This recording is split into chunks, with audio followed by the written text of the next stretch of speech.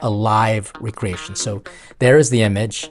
They just basically want to mirror it together, turn it upside down because evil likes to turn things upside down. And so when you just kind of mirror it together, what does it create? It really does create a strange looking image. And it looks very similar to a Baphomet image. Let's just say from the outset, this is odd. Welcome to the Father Leo Show, where I'm dishing out faith, culture, and commentary. And in this episode, we're going to ask the question, is the unveiling of the King Charles portrait demonic? Because it's pretty interesting. But before we jump into it, I want to say thank you to all of our subscribers and Patreon supporters. Subscribers really do help us out with the algorithm. And so if you haven't done so, click like, subscribe, share, and comment. And our Patreon supporters truly do support us so that we can not only give you access to great content and really share the Catholic faith in a deeper way, but it also helps us to dish out faith, culture, and commentary. And so this episode really got started because of this.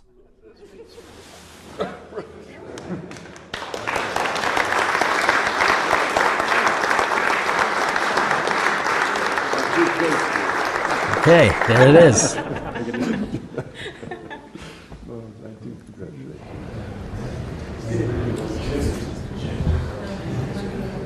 Well, there you have it, the unveiling of King Charles's official portrait.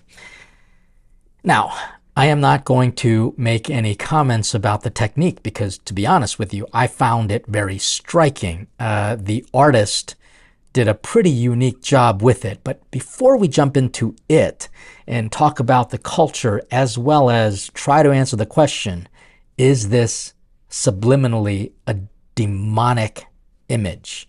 I want to talk a little bit about subliminal messages within the Catholic framework. So here's a little conversation about faith and hidden messages in art.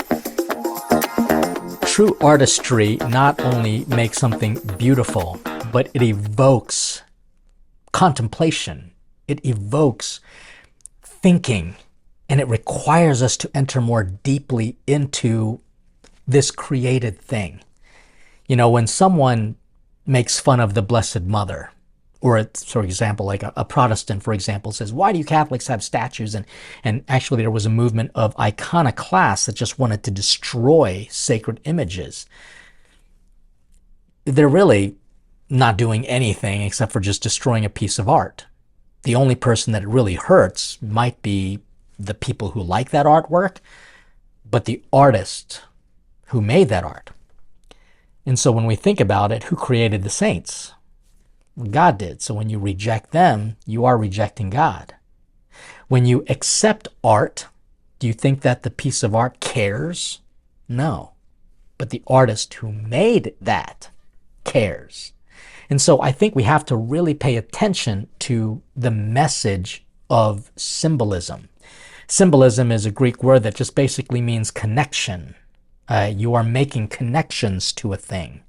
And I remember very clearly when I was younger, I had a chance to go to Spain, and I saw La Sagrada Familia, which I believe is almost now finished. I look forward to actually going back there and seeing it live again. But there was one particular thing, and I remember the tour guide explaining the artwork, because when you look at it, it is overwhelming. There is a lot going on with the Sagrada Familia. I mean, Gaudi had this, by the way, people say Gaudi comes from Gaudi because of this particular style of architecture. There's just so much going on.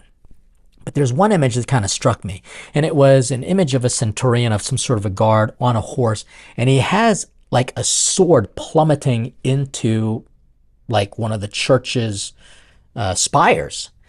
And it was described to me that that was